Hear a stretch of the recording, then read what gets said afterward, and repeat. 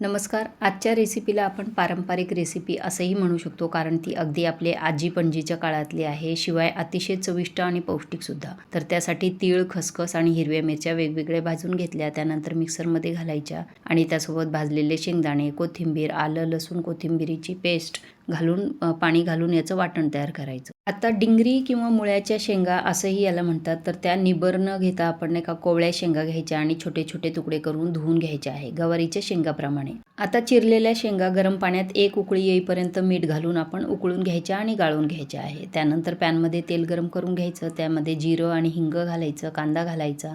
कांदा जरासा लालसर झाला की हळद आणि टोमॅटो घालून टोमॅटो मऊ होईपर्यंत परतून घ्यायचं. त्यानंतर उकडलेली डिंगरी घालायची आणि चवीपुरतं मीठ घालून जरा वेळ ती परतून घ्यायची. त्यानंतर वाटलेलं वाटण घालून पुन्हा एकदा 1 मिनिटभर आपण ती परतून घ्यायची आहे, म्हणजे मसाल्यातला कच्चेपणा निघून जातो आणि मसाला चवदार होतो. आता प्रत्येकी 1 छोटा चमचा धणे पावडर, कांदा लसूण मसाला आणि किचन किंग मसाला घालून मिसळून घ्यायचं, म्हणजे मसालेही छान परतले जातात. आता भाजी तयार आहे, पण जरा अंगरस्याची करायची असेल तर त्यामध्ये पाणी घालायचं आणि 1 मिनिटभर भाजीला छान उकळी येईपर्यंत ती कोथिंबीर घालून मस्त अशी शिजवून घ्यायची. डिंगरीची भाजी तयार आहे. आता डब्याला द्या किंवा लंचला, डिनरला अशी झटपट भाजी तयार करा. अतिशय चविष्ट लागते आणि खूप बनवायला जास्त वेळ लागत नाही, शिजतेसुद्धा पटकन. आणि त्यासोबत बनवलेली ही मल्टीपर्पज चटणीसुद्धा बनवा, त्याची लिंक मी खाली देत आहे.